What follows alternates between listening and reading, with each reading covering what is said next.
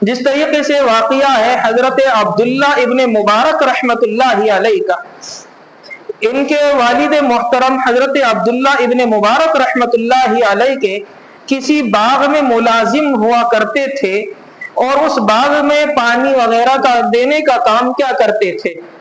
باغ کا مالک بہت عرصے کے بعد باغ کے اندر داخل ہوا، اس سے پہلے وہ کبھی داخل نہ ہوا تھا، اپنے نوکر خادموں کو بھیج کر حساب و کتاب کروا لیتا، لیکن ایک مرتبہ خود باغ میں آیا اور آ کر کے انہی عبداللہ ابن مبارک کے والد سے کہا کہ میرے لیے ایک انار توڑ کر لاؤ، لیکن کچھ میٹھا ہونا چاہیے۔ بہرحال حضرت مبارک رحمت اللہ علیہ انار کو توڑ کر لائے، لیکن اتفاق سے وہ کھٹا نکلا۔ انہوں نے دوسرا حکم دیا کہ دوبارہ توڑ کر لاؤ، لیکن میٹھا ہونا چاہیے۔ وہ اتفاق سے دوسرے درخت سے انار لائے، لیکن وہ بھی کھٹا نکلا۔ تیسرے سے لائے، وہ بھی اتفاق سے کھٹا نکلا۔ تو باغ کے مالک نے کہا کہ تمہیں پتہ نہیں کون سے درخت کا انار میٹھا ہے؟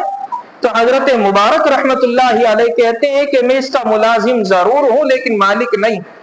اور رب کعبہ کی قسم، آج تک میں نے اس درختوں کا انار سے ایک دانہ بھی اپنے پیٹ میں نہیں لیا، تو مجھے کیسے پتا چلے گا کون سا میٹھا کون سا کھٹا؟ اس بات کو سن کر باغ کے مالک کو بڑا تعجب ہوا، حیرت میں پڑ گیا، متاثر ہو گیا، کہنے لگا میں چاہتا ہوں کہ میری بیٹی سے آپ شادی کر لیں۔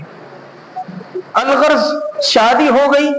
اب یہ متقی تھے، اللہ سے ڈرنے والے تھے، ادھر وہ خاتون بھی متقی، اللہ سے ڈرنے والی، تو اللہ نے اس تقوی کی برکت سے انہیں جو اولاد عطا فرمائی وہ حضرت عبداللہ رحمت اللہ علیہ تھے، اور یہ امیر المؤمنین فی الحدیث، دنیا میں سب سے پہلے امیر المؤمنین فی الحدیث کا لقب پانے والے تھے، یعنی حدیث کے بڑے عالم، بڑے اللہ والے ان کا شمار ہوتا ہے۔